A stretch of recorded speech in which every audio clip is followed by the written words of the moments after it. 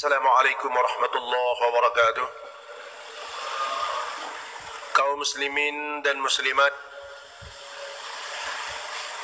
sidang jamaah subuh serta para pendengar yang dapat mendengarkan siaran ini di mana saja berada.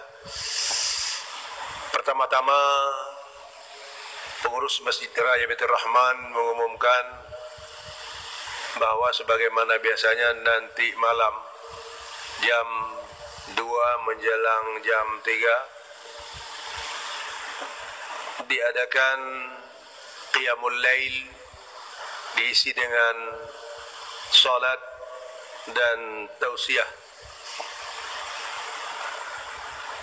Kemudian sebagaimana biasa, marilah sama-sama di subuh Rabu ini kita ikuti kelanjutan pelajaran kita tentang fiqh al-masail yang insyaallah yang subuh ini akan diisi oleh guru kita Al-Ustaz Dr. Muhammad Yasir Yusuf Mema. Kepada beliau sebelum dan sesudahnya, mari sama-sama kita aturkan ribuan terima kasih. Waktu dan tempat kita sediakan serta kita persilahkan dengan segala hormat. Allahul muwafiq. Wassalamualaikum warahmatullahi wabarakatuh.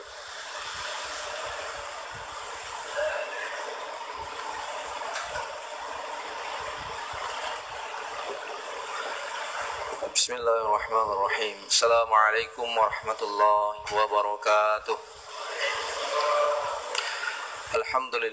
Alhamdulillahilladzi ahyana ba'dama amatana wa ilaihin nusyur. Asyhadu an la ilaha illallah wahdahu la syarika lah wa asyhadu anna sayyidana wa nabiyyana Muhammad sallallahu alaihi wasallam. Allahumma la ilma lana illa ma 'allamtana innaka antal alimul hakim wa tub 'alaina innaka antat tawwabur rahim. Rabbi ishrah li sadri wa yassir li amri wahlul 'uqdatam min lisani yafqahu qawli. Alhamdulillah, segala puji bagi Allah Subhanahu wa taala. Allah izinkan kita semua pada subuh yang mulia ini melakukan salat subuh berjamaah di masjid yang mulia ini. Kita berdoa kepada Allah semoga Allah menerima amal ibadah kita, dan juga kita berdoa semoga kita tetap dalam kebaikan ketika Allah mengambil nyawa kita. Mudah-mudahan kita semua yang hadir di sini, yang mendengarkan Radio Baitur Rahman, meninggal dalam husnul khatimah. Amin ya rabbal alamin. Jamaah ini dimuliakan oleh Allah, ada guru saya juga di sini. Pada subuh yang mulia ini insyaallah kita akan membahas tentang perencanaan keuangan. Terutama sangat penting materi ini untuk keluarga muda muslim. Bagaimana kita merencanakan keuangan untuk kehidupan kita yang lebih berkah dan yang lebih baik. Jamaah yang dimuliakan oleh Allah Subhanahu wa taala, ada beberapa fakta yang hari ini kita dapatkan. Pertama, salah satu yang menyebabkan banyaknya keluarga yang melakukan perceraian di Nenggro Aceh Darussalam, penyebab yang pertama adalah KDRT. Yang kedua, jamaah yang dimuliakan oleh Allah, faktor keuangan. Ada suami yang tidak bekerja, istri bekerja. Suami lebih banyak duduk di warung kopi. Istrinya bekerja banting tulang dan banting badan. Banting tulang karena dia bekerja, banting badan dia juga ngerawat anak-anaknya. Lalu kemudian jemaah yang dimuliakan Allah, ini tidak bertahan karena faktor ekonomi, akhirnya melakukan gugat cerai. Ini adalah fakta yang hari ini terjadi di Nenggro Aceh Darussalam. Yang kedua, jemaah yang dimuliakan oleh Allah Subhanahu wa taala, kita semua yang hadir di sini pasti meninggal dunia. Nah, kalau kemudian kita baru punya anak 1 orang atau 2 orang dan dia pada umur sekolah, lalu kemudian ayahnya sebagai tulang punggung ekonomi meninggal dunia, maka anak ini menjadi anak yatim. Kalau dia sekolah di sekolah swasta, SPP-nya mahal dibayar. Lalu pertanyaannya, siapa yang akan mengcover anak ini? Kalau ibunya nikah lagi, alhamdulillah. Masalahnya, kita ingin nolong ibunya nggak mau nikah sama kita. Jadi juga kita kemudian tidak bisa membantu ibu ini. Nah, jamaah yang dimuliakan oleh Allah, ini juga fenomena yang terjadi hari ini. Yang kedua, ada fenomena ataupun yang terjadi selama ini dalam kehidupan kita. Umur 0 sampai 21 tahun, kita menghabiskan uang ayah kita. Kenapa? Karena dia mensubsidi kita. Sekolah dia, Ya, semua kebutuhan kita disubsidi. Di umur 21 tahun kita menganggap anak kita sudah besar. Ataupun kita sekarang sudah menjadi orang yang dewasa, sudah selesai kuliah. Maknanya 21 tahun sampai umur 55 tahun itu umur kerja yang normal. Ini rata-rata kalau kita kemudian menghitung 55 itu pensiun. Ada yang 56, ada yang 60. Berarti hampir 34 tahun dia bekerja. Hampir 34 tahun dia bekerja untuk mencari uang. Nah, ketika orang bekerja di sini, dia menghabiskan uang untuk dua tempat. Yang pertama adalah dia menghabiskan uang untuk anaknya. Jadi umur 22 tahun, mungkin 26 tahun kita menikah. Di umur 26 tahun, uang yang kita dapatkan ketika bekerja, itu kita habiskan untuk anak kita yang baru lahir. Yang kedua, jemaah yang dimuliakan oleh Allah, kita juga harus merencanakan kemudian apabila nanti kita di umur pensiun. Kalau kita hari ini banyak orang mengandalkan dengan dana pensiun kalau dia PNS, maka kalau dia pejabat pada jabatan lektor kepala misalnya, maka ketika dia pensiun gajinya cuma 3 juta. Apakah 3 juta ini cukup untuk membeli obat kolesterol, asam urat, dan diabetes? Tidak cukup. Nah, jemaah yang dimuliakan oleh Allah Subhanahu wa taala, ini menjadi penting bagi kita untuk kemudian merencanakan perencanaan keuangan bagi seorang muslim. Kita juga punya keinginan. Contoh keinginan kita, di umur sekian kita mau umroh, di umur sekian kita ingin haji, di umur sekian anak kita akan menikah. Pertanyaannya, apa yang harus kita lakukan? Apakah Islam mengajarkan kita untuk merencanakan keuangan? Ada dua landasan firman Allah Subhanahu wa taala di dalam Al-Qur'an. Yang pertama di dalam surah An-Nisa ayat 9, wal yakhshal ladzina law taraku min khalfihim dzurriyyatan dhi'afa. Hendaknya kamu takut meninggalkan keturunan kamu dalam keadaan lemah. Makna dua di sini lemah. Lemah dari sisi literasi, kemampuan intelektual, lemah dari sisi ekonomi. Sebagaimana contoh tadi, bapaknya ini bekerja, karena saya juga mendapatkan beberapa kejadian-kejadian di pesantren. Bapaknya sehat, bekerja, punya keuangan, menjadi tulang punggung keluarga. Anaknya disekolahkan. Tiba-tiba kemudian ayahnya meninggal dunia serangan jantung, masih sangat muda. Bagaimana kondisi anak ini? Kembali kemudian rezeki itu milik Allah, iya. Tapi sebagai seorang muslim kita disuruh untuk merencanakan bagaimana kalau kemudian kita meninggal dunia, kita tidak menyusahkan orang lain. Ada lagi kemudian kalau kita fahami hadis Rasulullah, ini juga yang harus kita sadari. Apabila kita meninggal dunia, idza mata ibnu Adam inqata amalu illa min salas. Apabila kita meninggal dunia, semua putus kecuali 3 hal. Yang pertama, sedekahun jariyah, sedekah yang terus bergulir. Pertanyaannya, kalau kita ingin bersedekah, butuh uang ataupun tidak? Butuh materi ataupun tidak? Memang makna sedekah ada dua. Yang pertama adalah materi, yang kedua non materi. Kalau materi ada celeng tuh lewat kita bersedekah. Kemudian kita wakaf mimbar, kita kasih ini dan seterusnya. Itu sifatnya materi. Itu semuanya membutuhkan uang. Kalau kita menginginkan, jadi ada istilah begini. Siapakah manusia yang paling bahagia? Manusia yang paling bahagia, nafasnya berhenti, tapi pahalanya terus mengalir. Pertanyaannya, bagaimana caranya supaya ketika nafas kita berhenti, pahala kita terus mengalir? Maka jawabannya sedekah. Sedekah yang bagaimana? Yang bisa membuat pahala itu terus mengalir? Jawabannya materi. Ada sedekah non materi, senyum. Tabassumuka fi wajhi akhika shadaqah. Saya senyum sama bapak. Sedekah saya. Saya meninggal bisa senyum enggak? Enggak bisa. Maka sedekah non materi berhenti ketika orang itu meninggal dunia. Kecuali senyuman saya, senyuman Pepsodent, ditaruh di bahagia orang ketika melihat senyuman saya. Walaupun saya sudah meninggal, takutnya senyuman kalau orang sudah meninggal ditaruh di ruang tamu, takut orang lihat.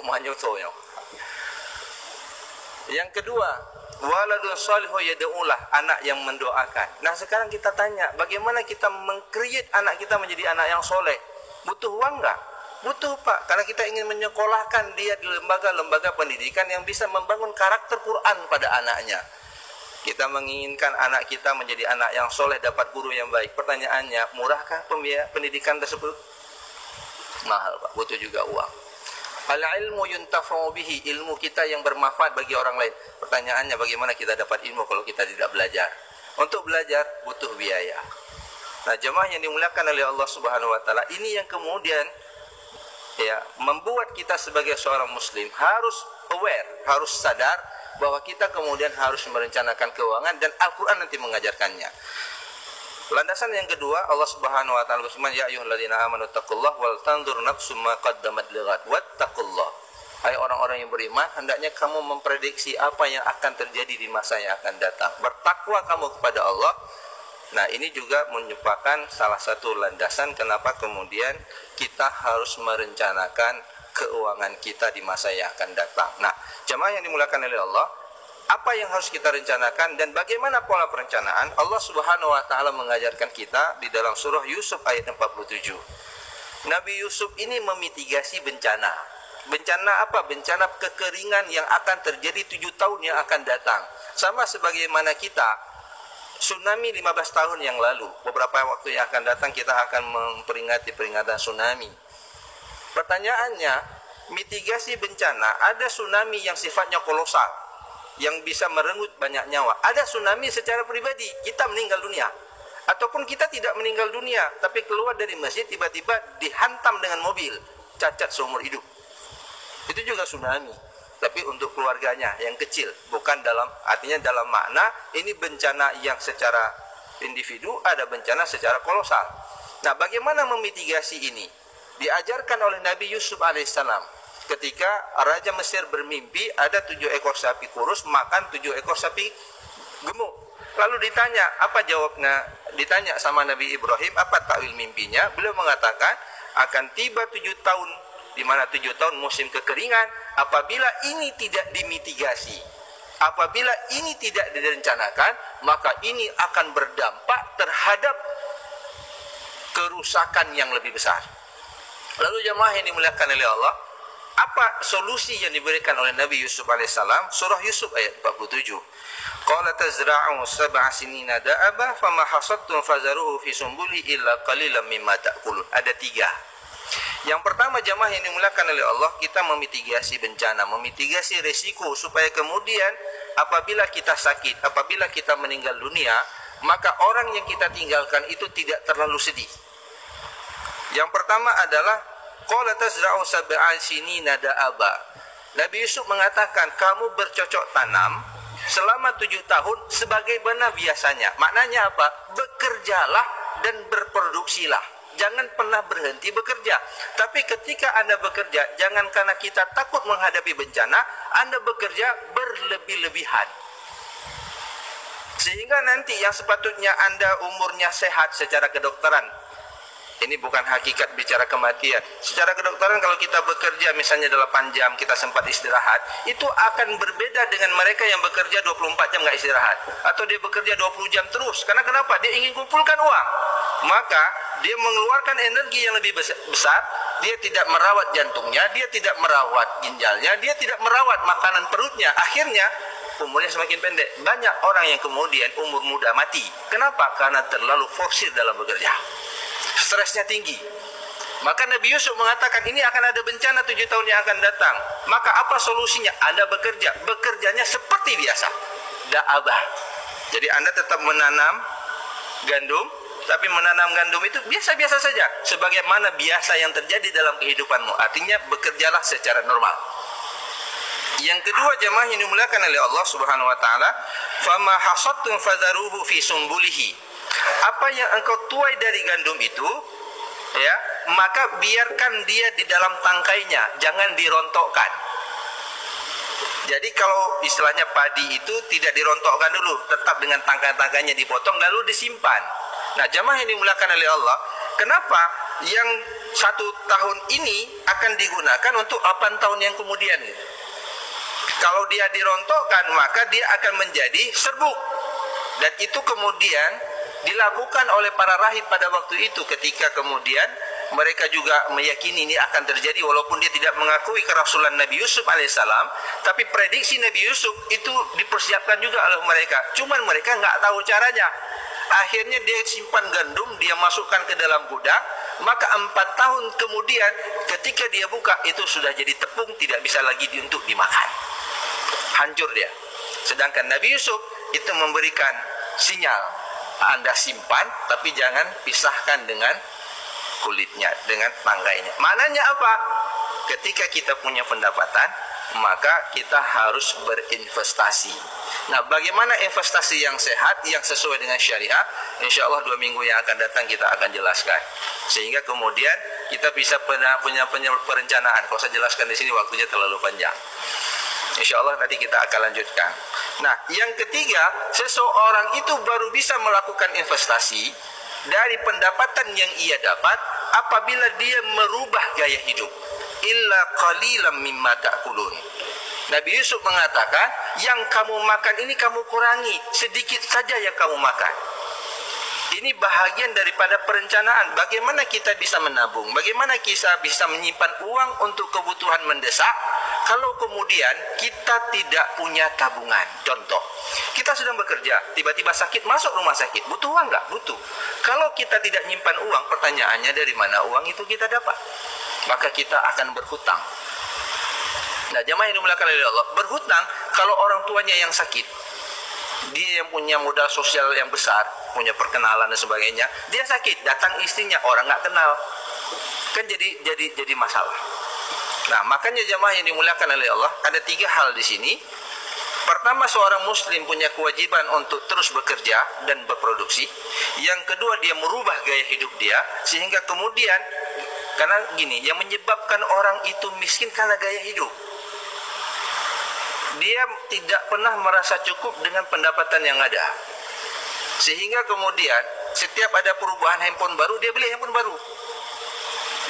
Kalau minum kopi tidak cocok, ini nggak level, karena saya jabatan lektor kepala, mungkin di sini tempatnya. Oh, karena saya ustadz, nggak bisa di sini. Oh, di sini tempatnya. Sehingga kos yang ia keluarkan itu lebih banyak. Padahal minum kopinya tetap sangat espresso. Harganya beda-beda. Ada yang samping jalan 4.000, ada yang di sini kalau di hotel 25.000. Nah, terus naik harganya. Jadi gaya hidup kita yang membuat kita miskin sebenarnya, karena kita mengeluarkan pengeluaran yang lebih banyak pada satu perkara yang itu tidak terlalu penting. Nah, jemaah yang dimuliakan oleh Allah Subhanahu wa taala, ini mitigasi yang diajarkan oleh Allah Subhanahu wa taala di dalam Al-Qur'an lewat kisah Nabi Yusuf. Nabi Yusuf menghadapi kekeringan, maka kemudian beliau memitigasinya. Apa yang terjadi ketika musim paceklik terjadi? Masya Allah, bukan hanya bisa memenuhi kebutuhan penduduk Mesir, tapi kemudian bisa menolong negeri-negeri di sekitarnya, termasuk Nabi Yakub dan abang-abangnya yang telah membuang Yusuf. Nah, jemaah yang dimuliakan oleh Allah Subhanahu wa taala, ini yang kemudian harus kita tanamkan kepada anak-anak kita, anak-anak muda kita. Bagaimana kemudian ketika dia punya pendapatan, dia tutup mata untuk kemudian menyimpannya. Nah, bagaimana kemudian kita mengelolanya? Insya Allah kita akan lanjutkan di pertemuan yang akan datang. Yang paling penting yang ingin saya sampaikan pada subuh ini, bahwa perencanaan keuangan itu penting. Kita ingin menyekolahkan anak di tempat yang bagus. Bagaimana kita kelola anak kita yang masih kecil ini, ketika dia masuk SD, dia mendapatkan pendidikan yang bagus. Kita punya keinginan untuk umroh.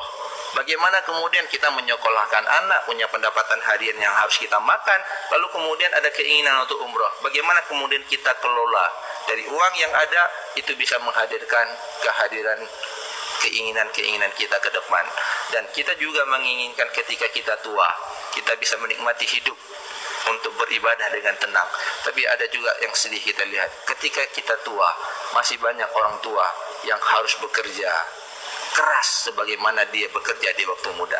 Salah satu penyebabnya adalah dia tidak merencanakan keuangan dia. Nah, jemaah yang dimuliakan oleh Allah, mudah-mudahan Allah Subhanahu wa taala memberkahi setiap pendapatan kita, bisa kita rencanakan pendapatan kita, bagaimana pengelolaannya, dan mudah-mudahan ke depan jemaah yang dimuliakan oleh Allah Subhanahu wa taala, kita bisa banyak melakukan apa yang terbaik untuk kehidupan akhirat kita ketika kita masih di dunia. Nah, jemaah yang dimuliakan oleh Allah, insya Allah kita akan lanjutkan bagaimana investasi tadi yang sehat, yang kemudian mendatangkan keberkahan, bukan hanya di dunia, kebaikan untuk di dunia, tapi juga kemudian di akhirat. Hadanallahu wa iyyakum ajma'in. Assalamualaikum warahmatullahi wabarakatuh.